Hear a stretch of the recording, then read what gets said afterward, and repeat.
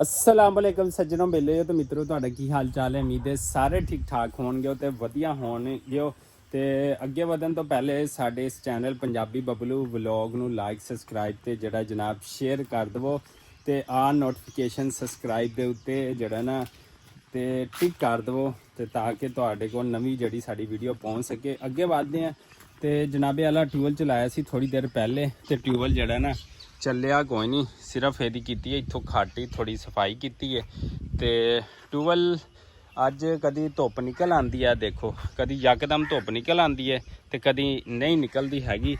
ਤੇ ਕਿਉਂਕਿ ਬਾਰਿਸ਼ਾਂ ਪਿਛਲੇ 2-3 ਦਿਨ ਤੋਂ ਮੁਸਲਸਲ ਹੋਈਆਂ ਸੀ, ਇਸ ਵਜ੍ਹਾ ਤੋਂ ਜਿਹੜੀ ਨਾ ਉਹ ਪ੍ਰੋਬਲਮ ਹੋ ਰਹੀ ਸੀਗੀ। ਤੇ ਸਾਡੀ ਮੁੰਜੀ ਦੀ ਫਸਲ ਕਟਾਈ ਹੋ ਗਈ ਸੀ, ਆ ਵੇਖ ਸਕਦੇ ਹੋ। ਤੇ ਫਿਰ ਉਹਦੇ ਉੱਤੋਂ ਪੱਤਰੇ ਫਿਰ ਨਵੇਂ ਨਿਕਲ ਆਏ। ਅਸੀਂ ਹੋਰ ਮੁੰਜੀ ਦੀ ਫਸਲ ਬੀਜਣੀ ਹੈ ਤੇ ਉਸ ਤੋਂ ਪਹਿਲੇ ਇਹ ਦੇਖੋ ਜ਼ਮੀਨਾਂ ਨਾ ਕਾਫੀ ਗਿੱਲੀਆਂ ਹੋ ਗਈਆਂ ਤੇ ਜਿਹੜਾ ਨਾ ਉਹਨੂੰ ਕੀ ਕਹਿੰਦੇ ਮਜ਼ੀਦ ਇਹਦੇ ਵਿੱਚ ਅਸੀਂ ਟਰੈਕਟਰ ਜਿਹੜਾ ਨਹੀਂ ਚਲਾ ਸਕਦੇ, ਨਾ ਰੂਟਾਵਾਟਰ ਚਲਾ ਸਕਦੇ ਹਾਂ। ਤੇ ਸਾਨੂੰ ਦੇਖਣਾ ਪਏਗਾ ਕਿ ਕੀ ਹੁੰਦਾ ਹੈ। ਦੇਖਾਂਗੇ ਇਹਦੇ ਤੇ ਅਸੀਂ ਇੱਕ ਖਲ ਚਲਾ ਕੇ ਤੇ ਇਹਦੇ ਵਿੱਚ ਰੂਟਾਵਾਟਰ ਜਿਹੜਾ ਚਲਾ ਦਾਂਗੇ ਤਾਂ ਕਿ ਨਵੀਂ ਜਿਹੜੀ ਮੁੰਜੀ ਦੀ ਫਸਲ ਆ ਉਹ ਟਾਈਮ ਨਾਲ ਜਿਹੜੀ ਹੈ ਨਾ ਅਸੀਂ ਜਿਹੜੀ ਆ ਉਹ ਕਾਸ਼ਤ ਕਰ ਸਕੀਏ। ਇੱਧਰ ਜਨਾਬ ਖਾਲੇ ਕੱਢਣ ਵਾਲੇ ਹੋ ਗਏ ਨੇ, ਖਾਲਿਆਂ 'ਚ ਹੋ ਗਿਆ ਬੜਾ ਗੰਦ, ਇਹ ਵੇਖੋ। ਤੇ ਹੁਣ ਖਾਲੇ ਜਿਹੜੇ ਆ ਸਪਰੇਅ ਕੀਤੀ ਸੀ ਉਹਨਾਂ ਕੁਝ ਬਿਹਤਰ ਹੋ ਗਿਆ ਸੀ, ਲੇਕਿਨ ਲੱਗਦਾ ਕਿ ਖਾਲੇ ਜਿਹੜੇ ਨਾ ਆਪ ਕੱਢਣੇ ਪੈਣੇ ਨੇ। ਵੇਖਦੇ ਹਾਂ, ਭਾਈ ਕੋਲੋਂ ਪੁੱਛਦੇ ਹਾਂ। ਟਰੈਕਟਰ ਲੈ ਕੇ ਆਏ ਨੇ, ਡੰਗਰਾਂ ਦੇ ਪੱਠੇ ਵੀ ਵੱਢਣੇ ਨੇ ਤੇ ਪੱਠੇ ਵੱਢਣ ਤੋਂ ਬਾਅਦ ਦੇਖਦੇ ਹਾਂ ਕਿ ਖਾਲਾ ਕੱਢਣਾ ਪਾਏਗਾ ਜਾਂ ਭਾਈ ਅਗਰ ਕਹਿੰਦਾ ਤੇ ਫਿਰ ਜਿਹੜੀ ਨਾ ਸਪਰੇਅ ਦੇਖਦੇ ਹਾਂ ਕਰਦੇ ਹਾਂ, ਜਾਂ ਫਿਰ ਕਈ ਅਸੀਂ ਨਾਲ ਲੈ ਆਂਦੀ ਹੈ, ਕਈ ਅਸੀਂ ਰੱਖ ਦੇਣੀ ਇੱਥੇ। ਤੇ ਅੱਗੇ ਚੱਲਦੇ ਹਾਂ ਤੇ ਦੇਖਦੇ ਹਾਂ ਕਿ ਕੀ ਕੰਮਕਾਰ ਕਰਨਾ ਹੈ। ਪਹਿਲੇ ਭਾਈ ਕੋਲੋਂ ਪੁੱਛ ਲੈਂਦੇ ਹਾਂ। ਲਓ ਜੀ, ਇੱਥੇ ਪਹੁੰਚੇ ਹਾਂ ਡੰਗਰਾਂ ਦੇ ਜਿਹੜੇ ਪੱਠੇ ਵੱਢਣ ਵਾਸਤੇ ਟਰੈਕਟਰ ਦੇ ਉੱਤੇ। ਟਰੈਕਟਰ ਲੈ ਆਂਦਾ ਤੇ ਟਰੈਕਟਰ ਜਿਹੜਾ ਫੁੱਲ ਗਾਰੇ ਨਾਲ ਲਿਬੜ ਗਿਆ। ਬਾਰਿਸ਼ ਦੀ ਵਜ੍ਹਾ ਤੋਂ ਨਾ ਇੱਥੇ ਹੱਲ ਵੀ ਨਹੀਂ ਚਲਾ ਸਕਦੇ। ਇਹ ਦੇਖੋ ਕੁਛ ਜਿਹੜਾ ਅਸੀਂ ਲੱਦ ਦਿੱਤਾ ਹੋਇਆ ਇਹਦੇ ਉੱਤੇ, ਇਹ ਵੇਖੋ। ਇਹ ਜਿਹੜਾ ਜੀ ਟਰੈਕਟਰ ਭਾਈ ਜਿਹੜਾ ਨਾ ਉਹ ਚੈੱਕ ਕਰਨ ਗਿਆ ਉੱਧਰ। ਤੇ ਇੱਧਰ ਜਵਾਨ ਪਹਿਲੇ ਤੇ ਆਏ ਹੋਏ ਨੇ ਪੱਠੇ ਵੱਢਣ। ਤੇ ਪੱਠੇ ਕੀ ਹੈ ਜਿਹੜੀ ਮੁੰਜੀ ਹੈ ਨਾ, ਇਹ ਦੇਖੋ। ਹਾਂਜੀ ਜਨਾਬ, ਕਿੰਨੀਆਂ ਭਰੀਆਂ ਵੱਡੀਆਂ ਨੇ? 3 ਵੱਡੀਆਂ। ਚਲੋ ਹੋਰ ਵੱਢਦੇ ਆ, ਲਿਓ ਫਿਰ ਦਾਤੀਆਂ। ਦਾਤੀਆਂ ਕਿੱਥੇ ਨੇ? ਦਾਤਰੀਆਂ ਘਰ ਛੱਡ ਆਏ ਆ ਤੇ ਆਪਾਂ ਕੀ ਲੈਣ ਆਏ? ਬਸ ਸੁਬਾ ਤੇ 3 ਭਰੀਆਂ ਵੱਡੀਆਂ।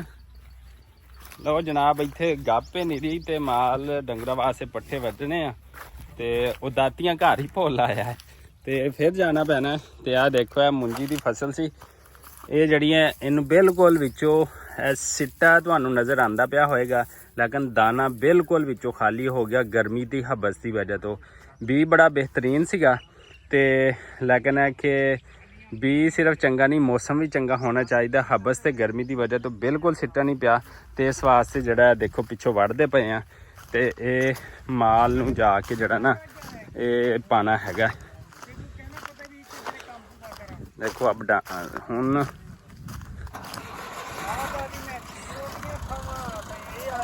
ਚਲੋ ਜੀ, ਟਰੈਕਟਰ ਚੱਲ ਰਿਹਾ ਹੈ ਫਿਰ ਕੁਛ ਪੱਠੇ ਲੈ ਕੇ।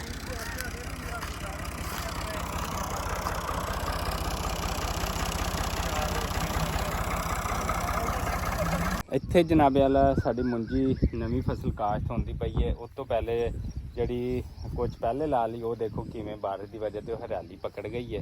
ਤੇ ਜਿਹੜੀ ਉਸ ਤੋਂ ਪਹਿਲੇ ਲਾਈ ਸੀ ਤੇ ਉਹਨੂੰ ਗਰਮੀ ਦੀ ਵਜ੍ਹਾ ਤੋਂ ਜਿਹੜਾ ਨਾ ਉਹ ਸਿੱਟਾ ਹੀ ਨਹੀਂ ਪਿਆ ਹੈਗਾ। ਜਿਵੇਂ ਕਿ ਤੁਸੀਂ ਪਿੱਛੇ ਮੈਂ ਤੁਹਾਨੂੰ ਦਿਖਾਇਆ, ਉਹ ਸਾਹਮਣੇ ਪਹਿਲੇ ਵਾਲੀ ਖੜੀ, ਉਸ ਤੋਂ ਬਾਅਦ ਆ ਮਾਸ਼ਾਅੱਲਾ ਨਾਲ ਕਾਸ਼ਤ ਕੀਤੀ ਤੇ ਐਂਡ ਤੇ ਆਹ ਕਾਸ਼ਤ ਕੀਤੀ। ਇਸ ਤੋਂ ਬਾਅਦ ਅੱਗੇ ਹੋਰ ਕਾਸ਼ਤ ਹੁੰਦੀ ਪਈ ਆ ਤੇ ਉਹ ਵੇਖੋ ਇਹ ਜਿਹੜੀ ਪਹਿਲੇ ਦੀ ਕਾਸ਼ਤ ਹੋਈ ਹੈ ਥੋੜ੍ਹੇ ਦਿਨ ਪਹਿਲੇ 15 ਦਿਨ ਤੇ ਕਿਵੇਂ ਮਾਸ਼ਾਅੱਲਾ ਹਰਿਆਲੀ ਹੈ। ਇਹ ਕੱਲ੍ਹ ਕਾਸ਼ਤ ਕੀਤੀ ਹੈ ਤੇ ਅੱਗੇ ਹੋਰ ਕਾਸ਼ਤ ਹੋਣੀ ਹੈ। ਇਹਦੇ ਵਿੱਚ ਹਾਲੇ ਬਾਰਿਸ਼ ਜਿਹੜੀ ਹੈ ਨਾ ਬਹੁਤ ਜ਼ਿਆਦਾ ਹੁੰਦੀ ਪਈ ਹੈ ਤੇ ਸੁੱਕਦੀ ਨਹੀਂ ਪਈ ਜ਼ਮੀਨ। ਤੇ ਜਿਵੇਂ ਹੀ ਸੁੱਕੇਗੀ ਤੇ ਹੋਰ ਫਸਲ ਕਾਸ਼ਤ ਕਰਾਂਗੇ ਤੇ ਅੱਗੇ ਜਿੱਥੇ ਬੀਜਾ ਪੱਟ ਹੁੰਦਾ ਪਿਆ ਉਹ ਵੀ ਤੁਹਾਨੂੰ ਦਿਖਾਉਣਾ ਹੈ। ਇਹ ਵੇਖੋ ਜਨਾਬ, ਇੱਥੇ ਜਿਹੜੀ ਹੈ ਪਨੀਰੀ ਪੱਟ ਕੇ ਤੇ ਭਰੀਆਂ ਦੀ ਸ਼ਕਲਾਂ ਵਿੱਚ ਰੱਖ ਦਿੱਤੀ ਹੈ। ਤੇ ਤੁਹਾਨੂੰ ਜਿਵੇਂ ਦੱਸਿਆ ਨਾ ਕਿ ਇੱਧਰ ਪਨੀਰੀ ਲਾਈ ਹੋਈ ਹੈ ਤੇ ਇਹ ਅੱਗੇ ਜਾ ਕੇ ਹੁਣ ਕਾਸ਼ਤ ਹੋਣਾ ਹੈ। ਬਿੱਜ ਕੱਲਾ ਕੱਲਾ ਸਿੱਟਾ ਲੱਗੇਗਾ। ਪੂਰੇ ਏਕੜ ਦੇ ਵਿੱਚ ਤਕਰੀਬਨ 900 ਗੁੱਟੀ ਜਿਹੜੀ ਹੈ ਨਾ ਉਹ ਲੱਗਦੀ ਹੈਗੀ ਹੈ ਤੇ ਮਾਸ਼ਾਅੱਲਾ ਸਾਰਾ ਹੀ ਬਿੱਜ ਹੈਗਾ। ਤੇ ਇਹ ਬਾਰਿਸ਼ ਹੋਣ ਦੀ ਵਜ੍ਹਾ ਤੋਂ ਲੇਟ ਹੋ ਗਿਆ ਤੇ ਇਹ ਇਨਸ਼ਾਅੱਲਾ ਜਿਹੜਾ ਹੈਗਾ ਨਾ ਬਹੁਤ ਜਲਦੀ ਅਸੀਂ ਲਾ ਦੇਣਾ, ਕਿਉਂਕਿ ਹੁਣ ਮੌਸਮ ਜਿਹੜਾ ਨਾ ਉਹ ਖ਼ਤਮ ਹੁੰਦਾ ਪਿਆ ਹੈਗਾ। ਇੱਥੇ ਅਗਲੇ ਦਿਨ ਪੱਠੇ ਵੱਢਣ ਆਏ ਸੀ ਤੇ ਅਸੀਂ ਟਰੈਕਟਰ ਜਿਹੜਾ ਨਾ ਟਰੈਕਟਰ ਟਰਾਲੀ ਦੋਵੇਂ ਫਸਾ ਲਏ ਸੀਗੇ। ਇਹ ਵੇਖੋ ਹਾਲੇ ਵੀ ਉਦੋਂ ਦੀ ਗੱਪ ਹੈਗੀ ਆ, ਇਹ ਦੇਖੋ ਨੀ ਦੀ ਗੱਪ ਹੈ ਤੇ ਫਸ ਗਿਆ ਸੀ। ਅੱਜ ਕੱਲ੍ਹ ਟਰੈਕਟਰ ਲੈ ਕੇ ਆਏ ਆ, ਇਹ ਵੇਖ ਸਕਦੇ ਹੋ ਇੱਥੇ ਇਕੱਲੇ ਟਰੈਕਟਰ ਤੇ ਲੋਡ ਕਰਦੇ ਪਏ ਆ ਪੱਠੇ। ਤੇ ਜਿਹੜਾ ਨਾ ਟਰੈਕਟਰ ਜ਼ਰਾ ਜਲਦੀ ਨਿਕਲ ਜਾਂਦਾ ਹੈ ਤੇ ਜੇ ਇਹਨੇ ਉਦੋਂ ਫਸਾਇਆ ਸੀਗਾ ਟਰੈਕਟਰ ਟਰਾਲੀ ਦੋਨੇ ਐਵੇਂ ਨਾ, ਬਿਲਕੁਲ ਤੁਹਾਡੇ ਦੋਨਾਂ ਦੇ ਕੰਮ ਸੀਗੇ ਹੈਂ? ਵੱਡੇ ਗਏ ਹੁਣ ਸਾਰੇ? ਹਾਂ ਕਿੰਨੇ ਕੁ ਰਹਿੰਦੇ ਆ? ਇੰਨੇ ਹੋਰ ਵੱਢਣੇ ਨੇ। ਇਹ ਦੇਖੋ ਜੀ ਪੱਠੇ ਜਿਹੜੇ ਵੱਢ ਕੇ ਲਈ ਜਾਂਦੇ ਨੇ ਸ਼ੇਰ ਜਵਾਨ। ਪਿੱਛੋਂ ਵਢਾਇਆ ਸੀ ਤੇ ਹੁਣ ਮੈਂ ਤਾਂ ਜ਼ਰਾ ਨਿਕਲਣ ਲੱਗਾ। ਅੱਬੂ ਜੀ ਦੀ ਕੋਈ ਤਬੀਅਤ ਨਹੀਂ ਸਹੀ ਤੇ ਉਹਨਾਂ ਨੂੰ ਸ਼ਹਿਰ ਚੈੱਕ ਕਰਵਾਉਣਾ ਹੈ, ਉਹਨਾਂ ਨੂੰ ਲੈ ਕੇ ਜਾਵਾਂਗੇ। ਤੇ ਪੱਠੇ ਜਿਹੜੇ ਨਾ ਤਕਰੀਬਨ ਵੱਢ ਹੋ ਗਏ ਨੇ। ਇੱਥੇ ਜਨਾਬ ਅਸੀਂ ਲਾਈ ਹੋਈ ਆਪਣੀ ਸਬਜ਼ੀ ਤੇ ਜਿੱਦਣ ਦੀ ਗਰਮੀ ਬਹੁਤ ਜ਼ਿਆਦਾ ਪੈ ਰਹੀ ਸੀ ਤੇ ਸਾਨੂੰ ਇੱਕ ਕੱਦੂ, ਇੱਕ ਵੀ ਭਿੰਡੀ ਤੇ ਇੱਕ ਵੀ ਕਰੇਲਾ ਨਹੀਂ ਲੱਭਿਆ ਹੈਗਾ। ਤੇ ਬਾਰਿਸ਼ ਤੋਂ ਬਾਅਦ ਫਿਰ ਮਾਸ਼ਾਅੱਲਾ ਨਾਲ ਨਾ ਕੁਝ ਫੁੱਲ ਚੱਕਿਆ ਹੈਗਾ ਤੇ ਕਿਉਂਕਿ ਸਾਰੀ ਬਿਮਾਰੀ ਸ਼ਮਾਰੀ ਦੂਰ ਹੋ ਜਾਂਦੀ ਆ। ਦੇਖੋ ਫੁੱਲ ਚੱਕੇ ਹੋਏ ਨੇ ਤੇ ਹੁਣ ਇਨਸ਼ਾਅੱਲਾ ਫਿਰ ਦੁਬਾਰਾ ਜਿਹੜੇ ਨਾ ਇਹ ਕੱਦੂ ਸ਼ੱਦੂ ਜਿਹੜੇ ਨਾ ਲੱਗਣਗੇ। ਮੈਂ ਤੁਹਾਨੂੰ ਦਿਖਾਉਂਦਾ, ਇਹ ਦੇਖੋ ਇਹ ਛੋਟੇ ਛੋਟੇ ਇਹ ਵੇਖੋ, ਇਹ ਹੁਣ ਬੇਪਨਾਹ ਇਹ ਵੇਖੋ ਲੱਗਦੇ ਪਏ ਨੇ ਤੇ ਇਹਨਾਂ ਦੇ ਉੱਤੋਂ ਅਸੀਂ ਕਰਾਂਗੇ ਸਪਰੇਅ ਤੇ ਇਹ ਕੁਛ ਲੱਗੇ ਵੀ ਹੋਏ ਨੇ। ਇਹ ਵੇਖੋ ਜਨਾਬੇ ਅੱਲਾ ਮਾਸ਼ਾਅੱਲਾ ਨਾਲ।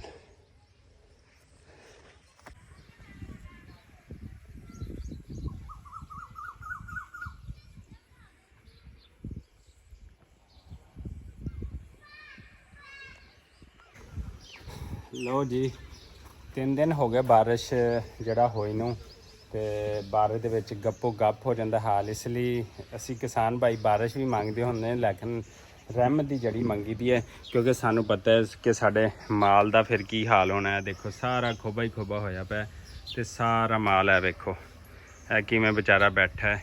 ਤੇ ਇਹਨੂੰ ਅਸੀਂ ਚੱਕੀਏ ਤੇ ਇੱਥੋਂ ਖੱਡੇ ਪੈ ਜਾਂਦੇ ਨੇ, ਗੋਬਰ ਸ਼ੋਬਰ ਚੱਕ ਲਈਦਾ, ਲੇਕਿਨ ਜਿਹੜਾ ਨਾ ਇਹਦੀ ਛਾਂ ਵੀ ਹੁੰਦੀ ਹੈ, ਮਾਲ ਬਹਿ ਜਾਵੇ।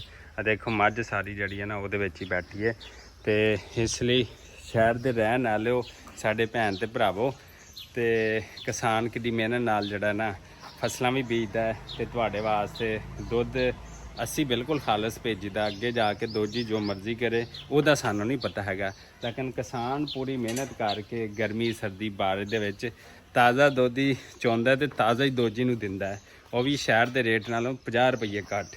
ਤੇ ਇੱਥੇ ਸਾਡੀਆਂ ਮੀਮੀਆਂ ਨਹੀਂ, ਪੱਠੇ ਜਿਵੇਂ ਹੀ ਆ ਜਾਣਗੇ ਨਾ ਤੇ ਅਸੀਂ ਇਹਨਾਂ ਨੂੰ ਖੋਲ ਦਾਂਗੇ, ਸਾਰੇ ਦਿਨ ਖੁੱਲੀਆਂ ਰਹਿੰਦੀਆਂ। ਹਾਂਜੀ ਮੀਮੀਓ ਅੱਜ ਥੋੜੀ ਜਿਹੀ ਧੁੱਪ ਆ ਗਈ ਹੈ ਵੈਸੇ, ਤੇ ਇਹਨਾਂ ਨੂੰ ਛੱਡਾਂਗੇ ਤੇ ਇਹਨਾਂ ਨੂੰ ਉਧਰ ਘਾਹ ਛਾ ਪਾਵਾਂਗੇ, ਫਿਰ ਇੱਧਰ ਛਾਂ ਤੇ ਆ ਜਾਂਦੇ ਨੇ ਜਾਨਵਰ ਸਾਰੇ।